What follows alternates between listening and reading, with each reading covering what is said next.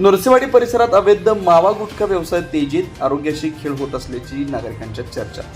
नरसीवाडी परिसरात अवैध मावा व गुटखा विक्रीचा व्यवसाय मोठ्या प्रमाणात वाढत असल्याची चर्चा सध्या सर्वत्र सुरू आहे। या प्रकारामुळे नागरिकांच्या आरोग्याचा गंभीर प्रश्न निर्माण झाला आहे। माव्यामध्ये आरोग्यास घातक रसायनं, पावडर तसेच नशा आणणारे द्रव पदार्थ मिसळले जात असल्याची शक्यता व्यक्त होत असल्याने नागरिकांमध्ये भीतीचे वातावरण निर्माण झाले आहे। संबंधित प्रकारावर अन्न व औषध प्रशासन तसेच पोलिसांनी तातडीने कारवाई करावी अशी मागणी परिसरातून होते।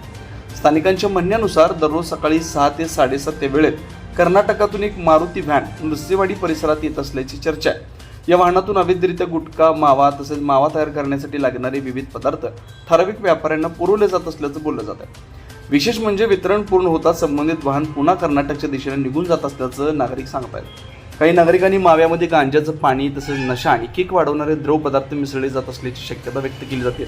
त्यामुळे तरुणांमध्ये व्यसनाधीनतेचं प्रमाण वाढत असल्याची चिंता व्यक्त होते। अशा प्रकारच्या पदार्थांच्या सेवनामुळे अनेकांना गंभीर आजार जडल्याची चर्चा आहे।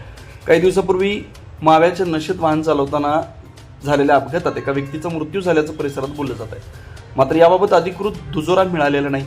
दरम्यान शाळा महाविद्यालयीन युवकांमध्ये मावा गुटख्याचं वाढतं व्यसन चिंतेचा विषय बनला आहे। अवैध विक्रीवर नियंत्रण ठेवण्यासाठी संबंधित विभागांनी संयुक्त कारवाई करून परिसरातील मावा गुटखा विक्रेत्यांवर कठोर पावलं उचलावीत अशी मागणी नागरिकांच्याकडून होती आहे। संबंधित पदार्थांची तपासणी करून त्यामध्ये घातक रसायनांचा वापर होतोय का याची चौकशी करण्याची आवश्यकता व्यक्त केली जाते।